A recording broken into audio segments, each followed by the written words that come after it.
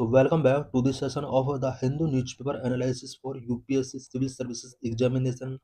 Today we will discuss mainly four issues. The first issue is Child Marriage Free India campaign. Second issue is Anti-Terror Conference 2025. Third issue is India's new nuclear energy at 2025. And fourth issue is related to malaria elimination goal. Let's discuss all the issues in detail.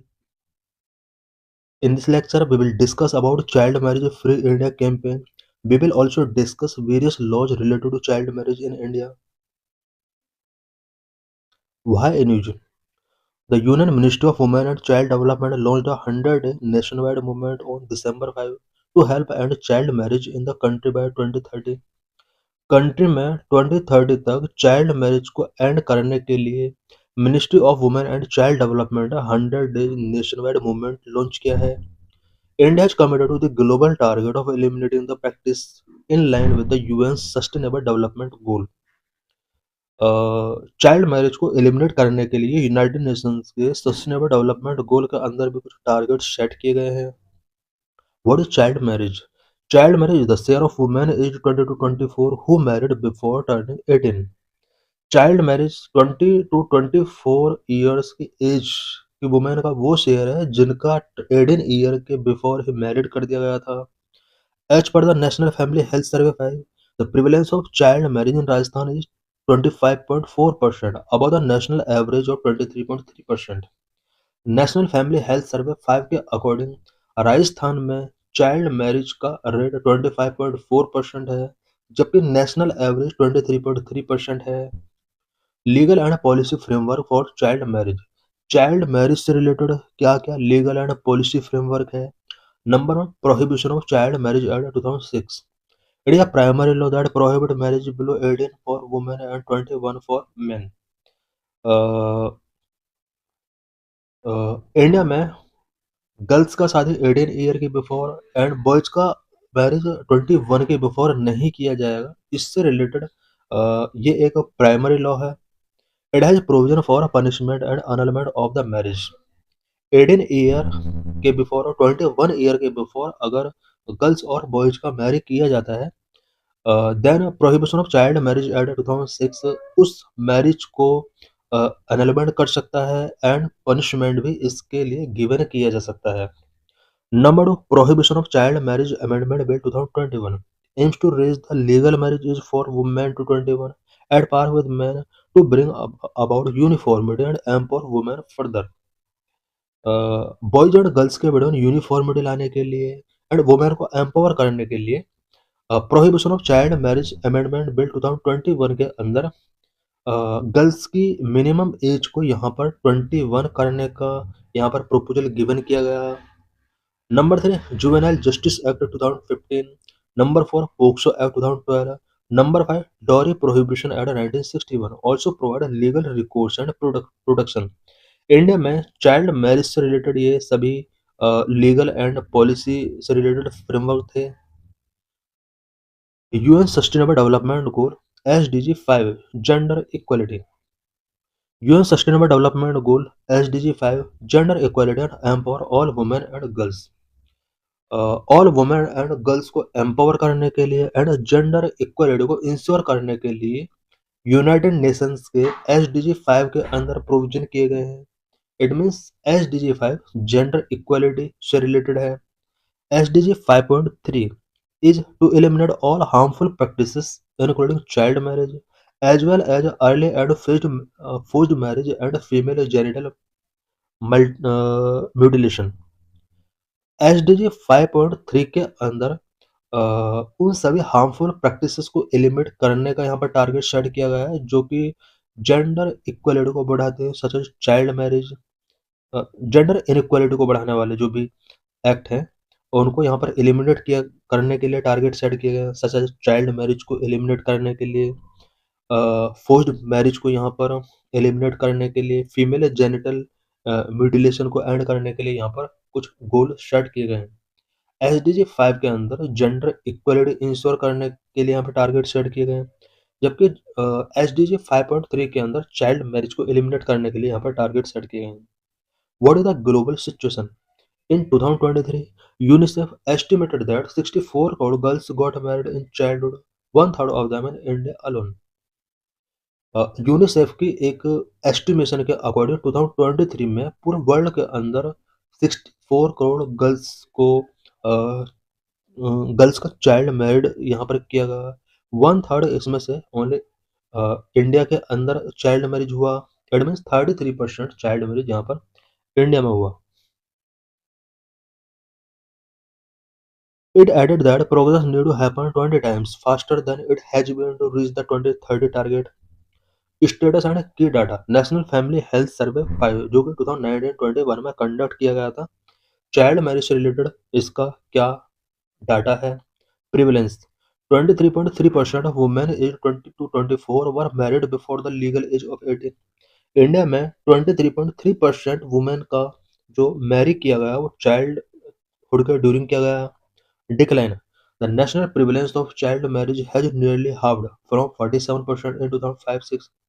2005-06 में 47% marriage India के अंदर child marriage थी, but 2019-21 के during specially 2020 के आसपास ये जो percentage है वो 23.3% तक रिड्यूस हुआ है। Gender disparity: While girls are disproportionately affected, boys also experience child marriage. Of 17.7% of men aged 25 to 29 were married before 21। Child marriage की वजह से सिर्फ गर्ल्स ही नहीं बॉयज भी अफेक्ट हो रहे हैं। 17.7% बॉयज का मैरिज चाइल्डहुड के ड्यूरिंग हुआ है। Regional hotspot: state like West Bengal, Bihar, Tripura, Jharkhand, Assam, Andhra Pradesh, Rajasthan and Telangana have higher rate than national average. ये वो स्टेट है जहां पर चाइल्ड मैरिज का रेट नेशनल एवरेज से हायर है। Socio economic factors: girls with no education about 48% are those from the lowest wealth quintile, 40% are significantly more likely to marry early compared to educated or wealthier peers। Educated family की अगर बात की जाए तो educated families में only 4% marriage child marriage हो रही हैं। वेल्थियर फैमिली में ओनली 8%, अनएजुकेटेड फैमिली में 48% तक एंड लोएस्ट वेल्थ वाली फैमिली में यहाँ 40% मैरिज अभी भी चाइल्ड मैरिज हो रही हैं। Major causes of child marriage: India में चाइल्ड मैरिज के लिए मेजर कॉजेज क्या क्या है? Number 1 poverty, number 2 cultural and traditional norm, number 3 lack of education, number 4 gender inequality, number 5 weak law enforcement. Number 1 poverty: families marry daughters early to reduce financial burden and dowry cost, which increase with age and education। Family daughter का marry early इसलिए कर देते हैं because वो financial burden and dowry cost को reduce करना चाहते हैं। Because financial burden and dowry cost ये एज एंड एजुकेशन के हिसाब से कंटिन्यू इंक्रीज होता है। Number 2 cultural and traditional norm: deeply entrenched patriarchal belief often prioritize family honor and a girl's perceived safety and early marriage seen as protection against premarital relationship or sexual violence। Number 3 lack of education: the right to education act only mandate free education up to 14 and limited access to secondary schooling especially in rural areas, pushing girls out of education and into early marriage। Number 4 gender inequality: girls are often viewed as economic liabilities with limited role beyond the household, leading to less investment in their well-being and future। Number 5 weak law enforcement: inadequate monitoring and law conviction rate under existing law contribute to the problem।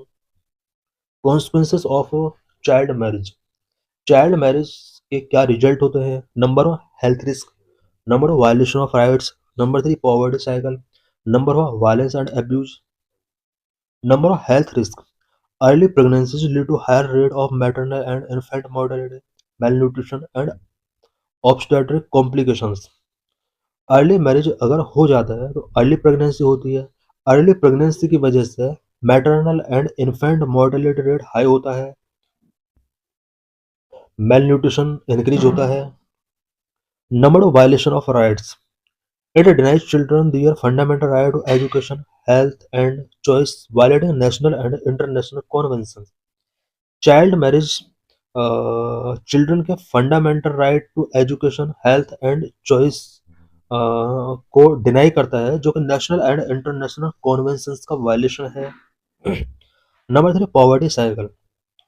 Child brides often lack the education and skill for meaningful work, perpetuating an intergenerational cycle of poverty. Number 4, violence and abuse. Young brides are more vulnerable to domestic violence, sexual abuse, and social isolation. Young brides जो होती हैं वो domestic violence, sexual abuse and social isolation बहुत ज़्यादा face करना पड़ता है। Government initiatives related to child marriage.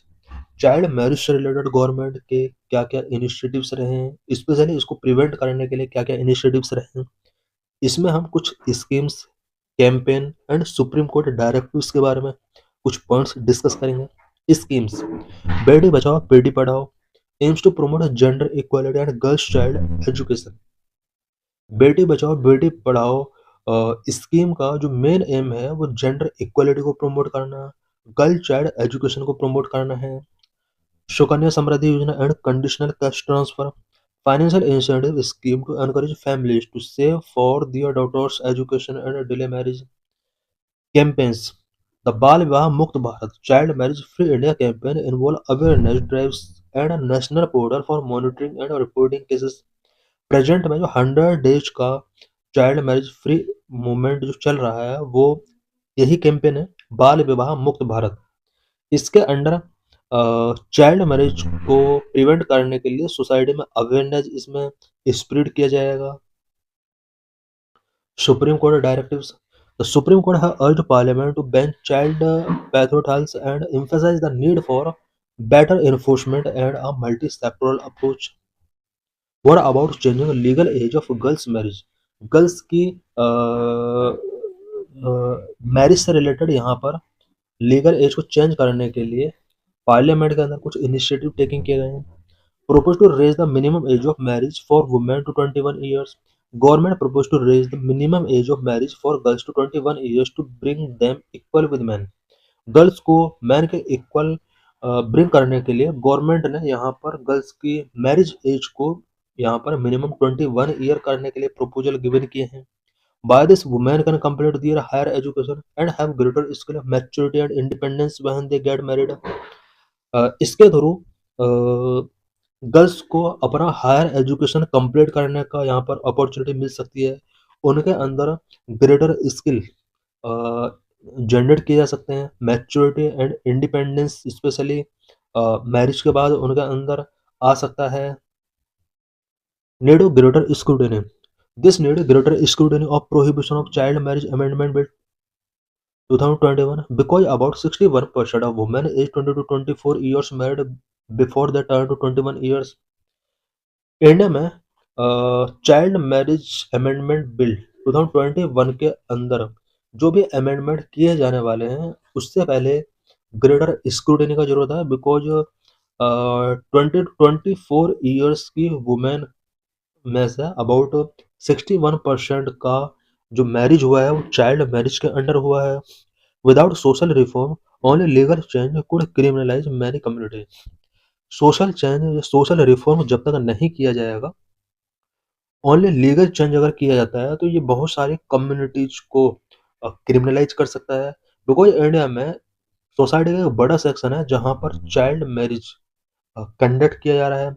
अगर यहाँ पर 21 ईयर एज किया जाता है, 61% ये वुमेन इनके फैमिली को क्रिमिनलाइज किया जा सकता है। In this session, we will discuss about the Anti-Terror Conference 2025. We will also discuss various anti-terror laws in India such as TADA, POTA, UAPA, NIA. Why in news? Recently, National Investigation Agency NIA organized the two-day Anti-Terrorism Conference 2025 on 26 and 27 December in Delhi. Recently, NIA ने दिल्ली में anti terror conference 2025 organise किया है। The Union government is finalizing India's first anti-terror policy to provide a template for all states to combat and respond to terror attack and related incident. Recently, Union government ने terror attack and related incident से combat करने के लिए, respond करने के लिए India first anti terror policy launch की है। Policy will include the issue digital radicalization, the misuse of open border and conversion network funded by foreign players. Government के द्वारा जो India first anti terror policy launch की गई है, इस policy के under digital radicalization, misuse of open border and foreign players के द्वारा फंडेड किए जाने वाले कन्वर्जन नेटवर्क से रिलेटेड इश्यूज को इसके अंदर डील किया जाएगा। What is terrorism? Terrorism is the deliberate and unlawful use of violence and intimidation, especially against civilians, to instill fear and achieve political, religious or ideological goal.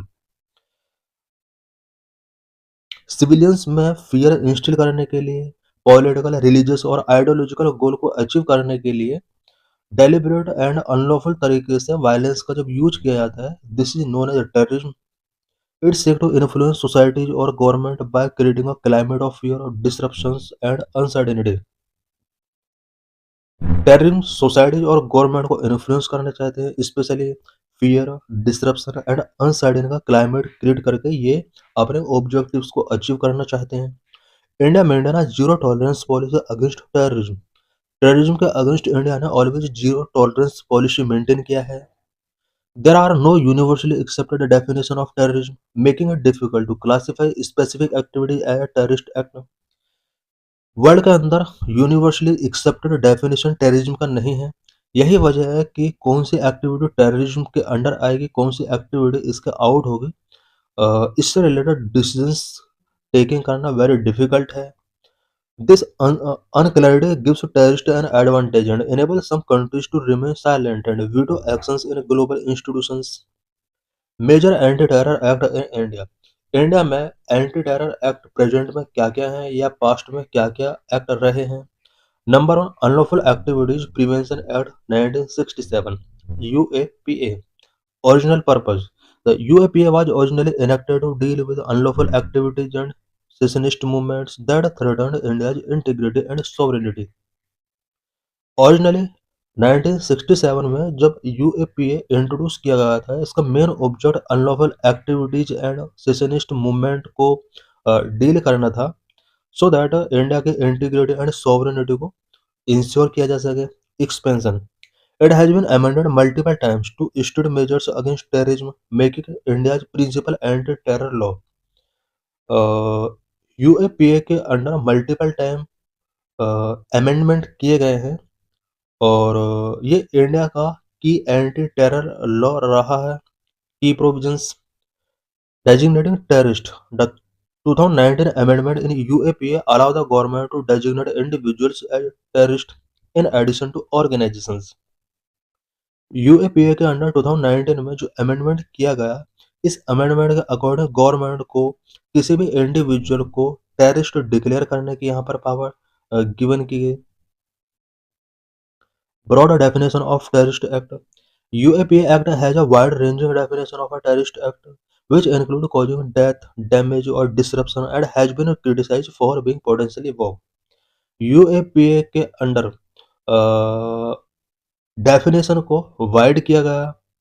It means यहाँ पर terrorist act कौन कौन से होंगे, उन act को इस definition के अंदर इंक्लूड किया गया।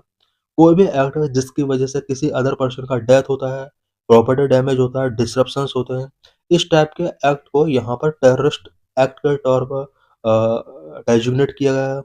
Increased power, it grant extensive power to the law enforcement agencies for investigation and prosecution. Investigation and prosecution के लिए लॉ एनफोर्समेंट एजेंसीज को यूएपीए के अंदर एक्सटेंसिव पावर गिवन किए गए हैं।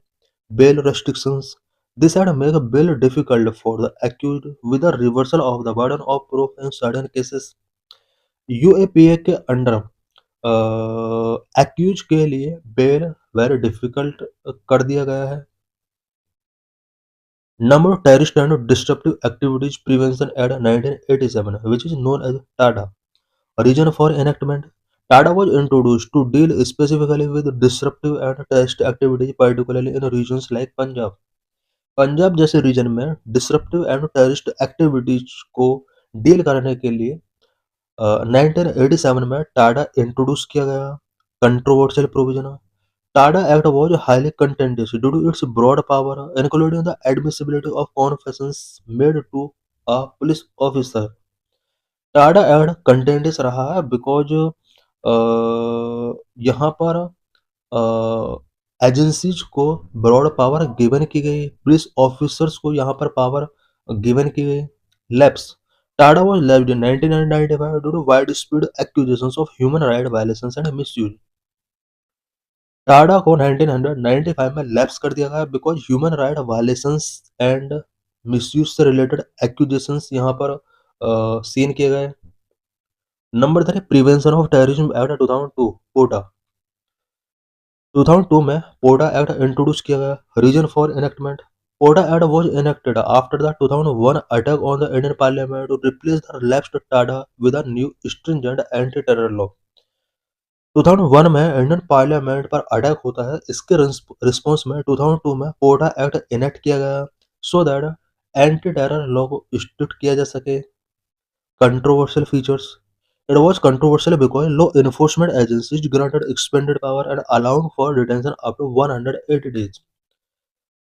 कोडा एक्ट भी कंट्रोवर्शियल रहा है बिकॉज लॉ इन्फोर्समेंट एजेंसीज को यहाँ पर पावर एक्सपेंड किया गया और डिटेंशन को यहाँ पर 180 डेज के लिए इंक्रीज किया गया था।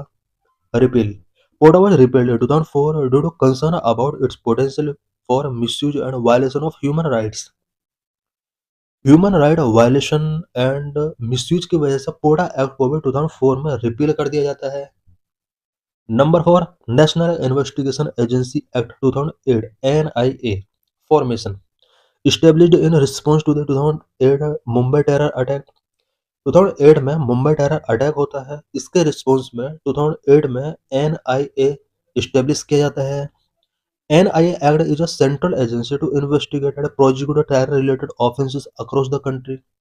कंट्री में टेरर रिलेटेड ऑफेंस को प्रोजिक्यूट करने के लिए, इन्वेस्टिगेट करने के लिए NIA एक सेंट्रल एजेंसी है। Jurisdiction NIA has the authority to investigate terrorism cases without requiring permission from state government। Amendment the amendment in 2019 expanded the NIA's scope to include cases related to counterfeit currency, cyber terrorism and human trafficking।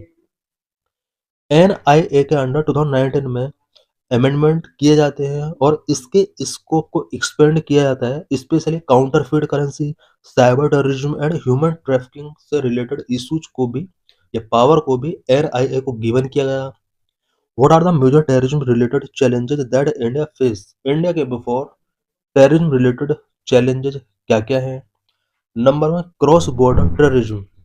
India has been grappling with cross-border terrorism backing from neighboring countries, particularly Pakistan। Recent examples include the 2019 Pahalgam attack, uh, 2019 Pulwama attack, and Pahalgam attack in 2025। Number 2 left-wing extremism (LWA). LWA movement, also known as the Naxalite insurgency, has been a persistent challenge for India। Maoist rebel groups have been active in several states like Jharkhand and Chhattisgarh, engaging in violence, extortion, and disruptive development projects। The number of LWA-related violence incidents have come down by 76% in 2022 in comparison to 2010। Number 3 separatist movement and militancy। India has faced separatist movement and militancy in various regions such as Punjab and Northeast। Punjab and north east जैसे reason में बहुत ज़्यादा separatist movement and militancy face किए जाते हैं।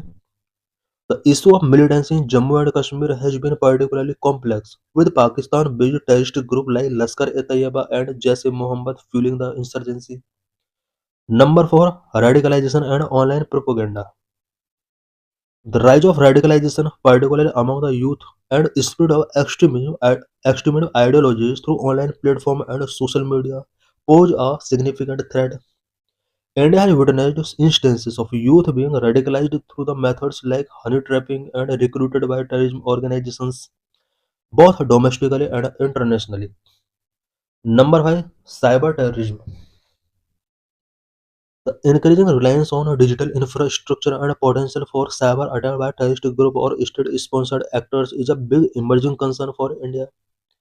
Cyber terrorism could target financial systems, sensitive data, and critical infrastructures, causing significant disruption and economic damage. Number 6. Pakistan exiting FATF grey list. Pakistan being out of grey list. India's claim about Pakistan's lack of action against terror group might hold large weight internationally.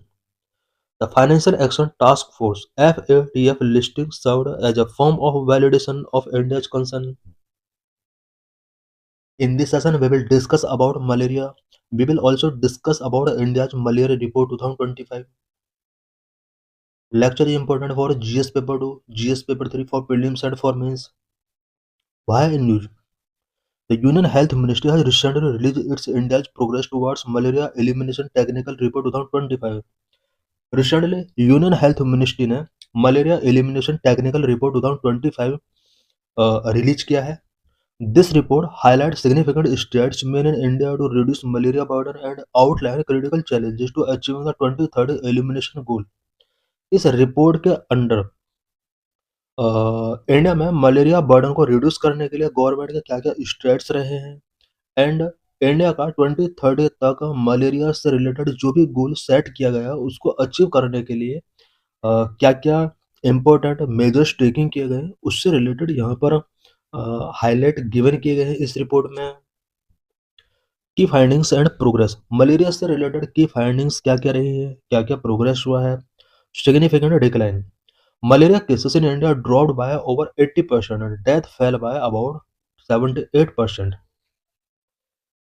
Malaria cases India में 80% तक decline हुए हैं. वहीं malaria death की अगर बात की जाए तो 78% तक फैल हुए हैं. 2015 में जहां मलेरिया केसेस 11.7 लाख हुआ करते थे, 2024 में ये 2,27,000 तक रिड्यूस हुआ है. वहीं अगर मलेरिया डेथ की जाए तो मलेरिया डेथ 2015 में जहाँ 384 डेथ हुआ था, वहीं 2024 में ओनली 83 पीपल का डेथ मलेरिया की वजह से हुआ है. Pre elimination phase. 92% of district now report an annual parasite incidence of less than 1, indicating that India has largely entered the pre-elimination phase. Exit from HBHI group.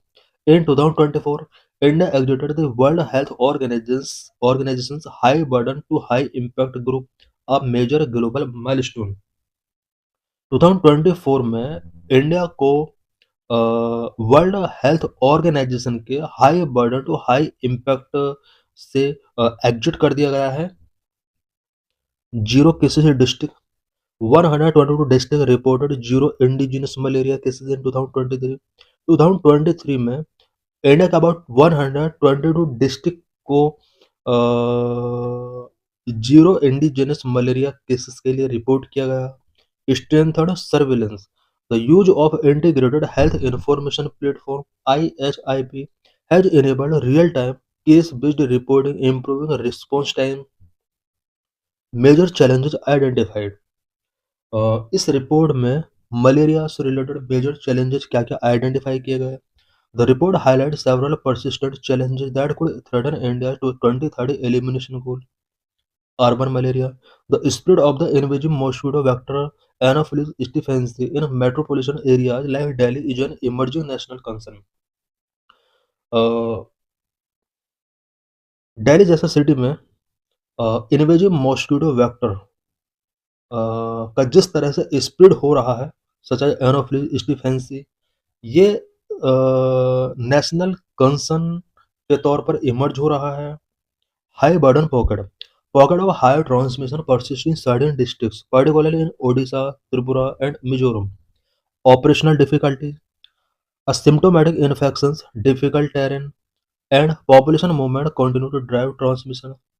Prime transmission के लिए कुछ important factors such as asymptomatic infections, difficult terrain and population movement ये malaria infection को transmit कर रहे हैं. Cross border transmission. Transmission from neighboring countries like Myanmar and Bangladesh affect border district in north eastern India. Resource gap. Challenges include inconsistent private sector reporting, limited entomological capacity, drug and insecticide resistance, and sporadic shortage of diagnostic and treatment commodities. India's broader strategy. Malaria elimination के लिए India का broad strategy क्या है? गोल. India aims for a zero indigenous case by 2027 and complete elimination by 2030. India ने M रखा हुआ है कि मलेरिया से रिलेटेड 2027 तक जीरो इंडिजिनस केस तक इसको रिड्यूस करना है एंड 2030 तक मलेरिया को कंप्लीट एलिमिनेट करना है. Guiding document. India strategy is guided bye national framework for malaria elimination in India 2016-2030 and more recent national strategic plan for malaria elimination 2023-27. Interventions. Key strategies include the test, treat, trick approach and the intensified malaria elimination project targeting 159 high burden districts. What is malaria? Malaria क्या होता है? Malaria, a life-threatening disease which is caused by Plasmodium parasite. Malaria एक life threatening disease है जो कि Plasmodium parasite की वजह से होता है. Plasmodium parasite are transmitted to humans through the bites of infected female Anopheles mosquito. Plasmodium parasite human के अंदर इन्फेक्टेड फीमेल एनोफिलिस मॉस्किटो के द्वारा ट्रांसमिट होता है. Most common in tropical and sub tropical regions of the world including sub Saharan Africa, South America and South East Asia. Plasmodium falciparum is responsible for more than Plasmodium vivax is the most widespread of all the malaria species. Symptoms of malaria. Malaria के क्या क्या symptoms होते हैं? Plasmodium parasite multiply in the liver and then infect red blood cells, which causing symptoms such as fever, chills, headache, muscle ache, and fatigue. Plasmodium parasite liver के अंदर multiply होता है, then red blood cell को infect करता है जिसकी वजह से कुछ symptoms such as fever, chills, headache, muscle ache and fatigue ये सब यहाँ पर शो हो सकते हैं. In severe cases malaria can lead to coma, organ failure and death. Severe case में मलेरिया की वजह से coma, organ failure and death जैसी सिचुएशन यहाँ पर शो हो सकती है. Vaccine of malaria. मलेरिया से रिलेटेड क्या क्या वैक्सीन इंट्रोड्यूस की गई हैं? Number one RTSS. WHO gave a go ahead for the first malaria vaccine which is known as RTSS in high transmission African countries. High transmission African countries में WHO ने first malaria vaccine RTSS को go ahead किया है. Developed by with collaborative efforts of organization GlaxoSmithKline, Bill and Melinda Gates Foundation etcetera. इन organization ने इसको found किया है, डेवलप किया है. Bharat Biotech has been granted license to manufacture this vaccine in India. RTSS को इंडिया में manufacture करने के लिए भारत बायोटेक को यहाँ पर लाइसेंस गिवन किया गया है. इट मीन्स RTSS अब भारत में भी मैन्युफैक्चर की जा रही है. Number 2 R21. Similar to RTSS vaccine, the Oxford University has developed a vaccine called R21. Oxford university ने भी RTSS वैक्सीन के सिमिलर ही R21 वैक्सीन डेवलप की है. Nigeria and Ghana have approved this vaccine for use in their countries. Nigeria and Ghana इन सभी countries ने R21 vaccine को अपने कंट्री में अप्रूवल गिवन किया है. It is also being manufactured by Serum Institute of India. Serum Institute of India के द्वारा भी इसको मैन्युफैक्चर किया जा रहा है. Various initiatives taken to control malaria. Malaria को कंट्रोल करने के लिए वेरियस इनिशिएटिव्स क्या क्या टेकिंग किए गए हैं? What are India's efforts. India के द्वारा क्या क्या एफर्ट किए गए हैं? Number 1 national vector borne disease control program. An umbrella program for prevention and control of vector-borne diseases such as chikungunya, dengue, malaria, Japanese encephalitis, kala-azar and lymphatic filariasis. ये सभी जो डिसीज हैं ये वेक्टर बोर्न डिसीज हैं. इन vector borne disease को prevent करने के लिए, कंट्रोल करने के लिए इंडिया में national vector borne disease control program start किया गया. Number 2 national malaria control program. launched in 1953. National Malaria Control Program NMCP 1953 में लॉन्च किया गया था। It includes three key activities, इसके अंदर थ्री की एक्टिविटीज इंक्लूड की गई है। Monitoring surveillance of malaria cases, treatment of patient, insecticidal residual spray with DDT. Number three, national framework for malaria elimination 2016 to 2030। 2016 to 2030 के लिए India में national framework for malaria elimination start किया गया। It is based on WHO global technical strategy for malaria 2016-30। WHO ने भी global technical strategy for malaria 2016-30 launch किया। उसी के बेस पर इंडिया में national framework for malaria elimination 2016-30 launch किया गया। Aims of NFME by 2030 eliminate malaria throughout the entire country. NFME का जो मेन ऑब्जेक्टिव है वो 2030 तक मलेरिया को through out the country eliminate करना है। Maintain malaria free state in some areas where malaria transmission has been interrupted and prevent reintroduction of malaria. Number 5, high burden to high impact initiative started in July 2019 in four states: West Bengal, Jharkhand, Chhattisgarh and MP. High burden to high impact initiative India के अंदर 2019 में launch किया गया था। Specially 4 state के अंदर ये launch किया गया था। इट मीन्स उन स्टेट के अंदर जहां पर मलेरिया का हाई बर्डन है, उनको हाई इम्पैक्ट करने के लिए ये लॉन्च किया गया। West Bengal, Jharkhand, Chhattisgarh and MP। Distribution of long lasting insecticidal nets to high burden areas provision in these four very high endemic state। इन 4 स्टेट के हाई बर्डन एरियाज में लॉन्ग लास्टिंग इंसेक्टिसाइडल नेट्स का डिस्ट्रीब्यूशन किया गया। Number 5, malaria elimination research alliance India, मेरा India. It has been established by Indian Council of Medical Research (ICMR) with the collaboration of partner working on malaria control। ICMR ने India में malaria elimination research alliance India launch किया, which is also known as MERA India. Globally efforts क्या करें हैं malaria को eliminate करने के लिए। Number 1, global malaria programme launched by WHO, responsible to control and eliminate malaria. Work is guided by the global technical strategy for malaria 2016 to 2030। This strategy aims to reduce malaria case and mortality rates by at least 40% by 2020, 75% by 25 and 90% by 2030 against a 2015 baseline। Number 2, Malaria Elimination Initiative launched by Bill and Melinda Gates Foundation.